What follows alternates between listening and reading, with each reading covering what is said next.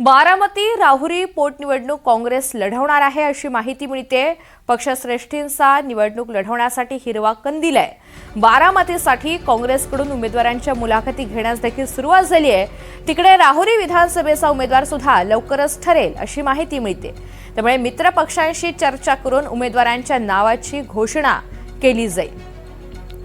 जुई आपल्या सोबत आहेत, माहिती जाणून घ्या। जुई, बारामतीची तरी निवडणूक ही बिनविरोध होईल असं सांगितलं जात होतं, मात्र आता दोन्ही पोटनिवडणुका काँग्रेस लढवणार आहे, कशी तयारी असेल?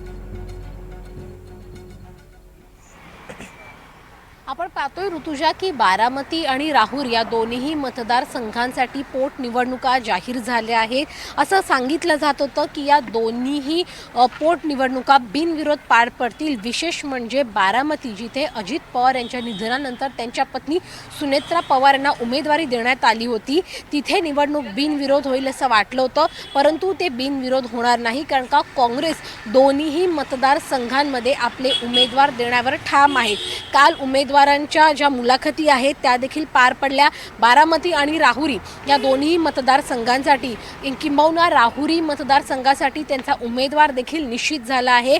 बारामतीमध्ये अजूनही त्यांचा उमेदवार निश्चित होणं बाकी आहे। बैठकीनंतर चर्चा करून उमेदवार निश्चित केला जाईल, परंतु जी माहिती आपल्याला विश्वसनीय सूत्रांनी दिली आहे त्या माहितीनुसार काँग्रेस नेत्यांचं म्हणणं आहे की बारामती आणि राहुरीच्या जागा दोन्ही राष्ट्रवादीने लढवल्या होत्या, परंतु इथे आता जर राष्ट्रवादी उमेदवार देत नाहीये तर आपण ही निवडणूक लढवावी आणि महाविकास आघाडीसोबत न जाता काँग्रेस स्वबळावर आपले उमेदवार देणार आहे दोन्ही ठिकाणी, दोन्ही मतदारसंघांसाठी, आणि ही निवडणूक लढवणार आहे। त्यामुळे राहुरी आणि बारामतीची जी पोटनिवडणूक आहे ती बिनविरोध होणार नाही, आता निश्चित झालं आहे।